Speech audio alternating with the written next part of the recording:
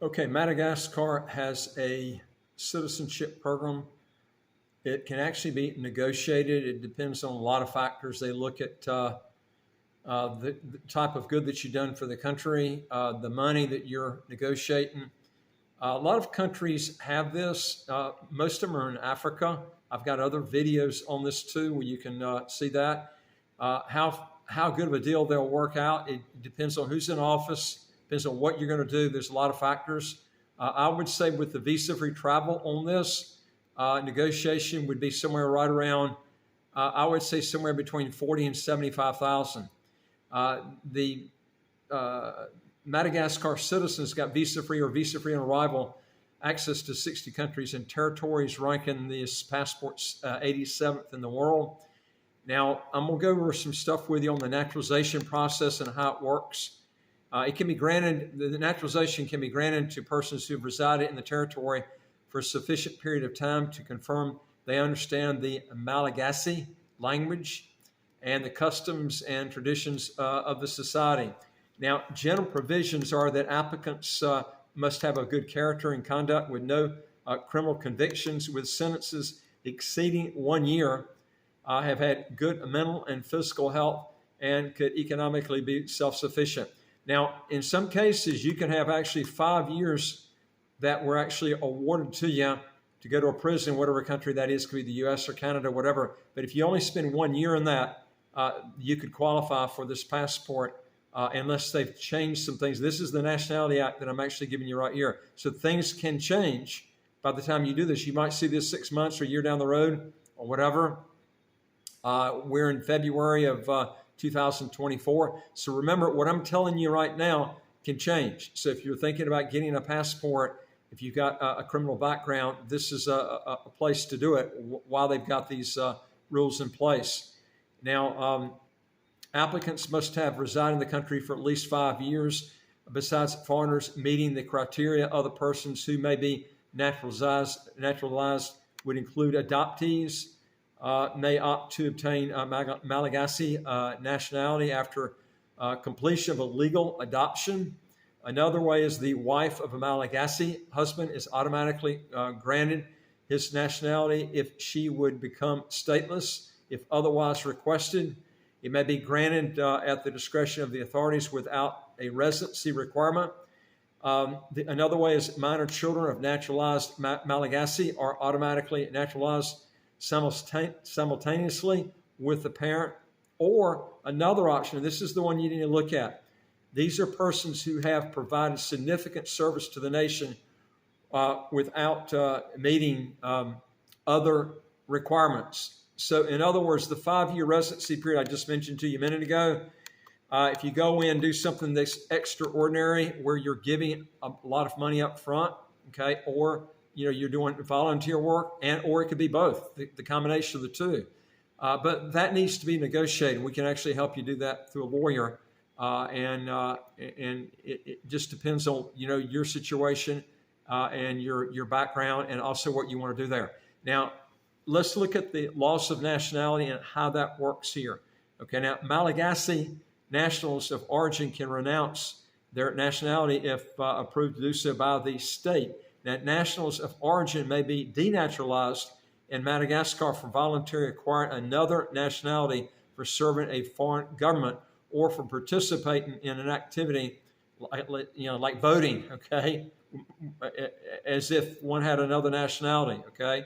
Now, nationalized persons may lose their nationality for failure to complete military service by performing actions against state interest, committing serious crimes, disloyal acts, or crimes against the state or state security, or for fraud, misrepresentations, or concealment in a naturalization petition.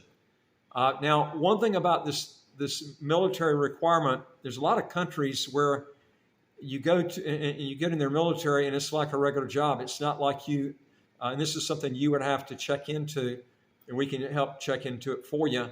But there are lots of countries that never get in wars. It's just like a regular job, okay? It's not like the U.S. The U.S. is probably one of the worst in the whole world. They're in wars constantly. You can't go 20 years out where the U.S. is not in a war, Okay, but there are loads of countries. I don't even know the last time St. Kitts was in a war. Now, St. Kitts doesn't require any sort of military requirements anyway. But the point I'm trying to make, there's tons of countries, that just don't, they're not in wars like the U.S. is. Now, let's look at dual nationality. Dual nationality is not allowed in Madagascar for Malagasy of origin, but naturalized persons may retain their prior nationality. Now, in other words, this is actually in backwards to the way the Philippines works. Let me give you an example of the Philippines. And that's why you have to look at each one of these in getting dual nationality, because this can make a big difference in whether you want the passport or not. Philippines, for instance, if you're already a national, you were born in the Philippines or you came from parents that were Filipina, okay, if you go to the U.S. and you're a Filipina, you can get a dual citizenship in the U.S., okay?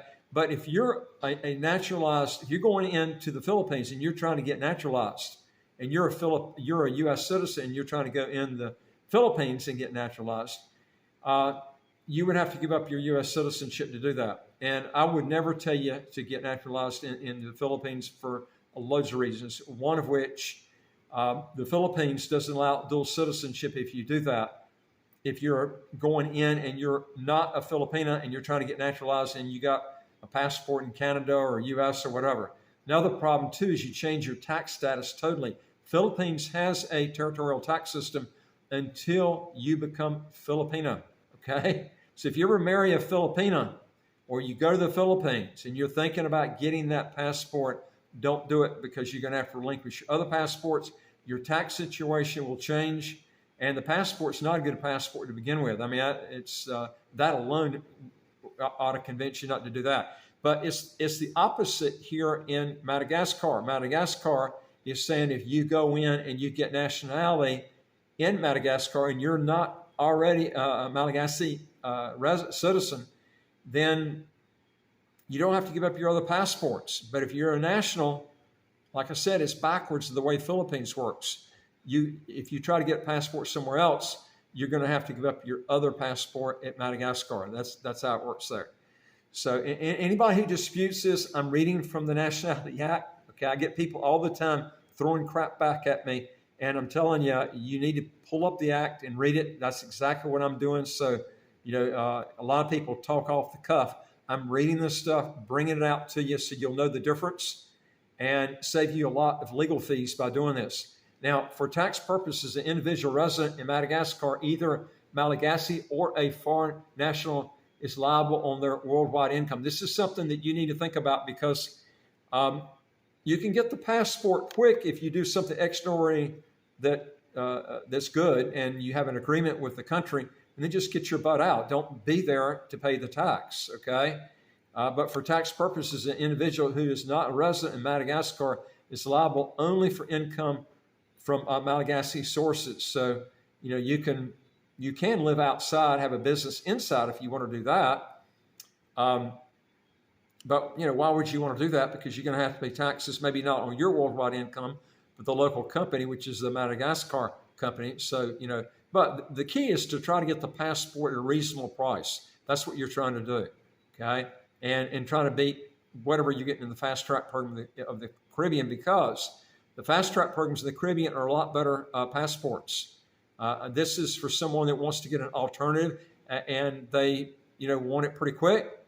And Madagascar does have countries that have visa free that you will not get from some of the fast track programs in the Caribbean. And also you can probably get a lot cheaper. So that's another thing. Again, it's going to be dependent on when you negotiate and at the time when that happens and what the laws are at that point.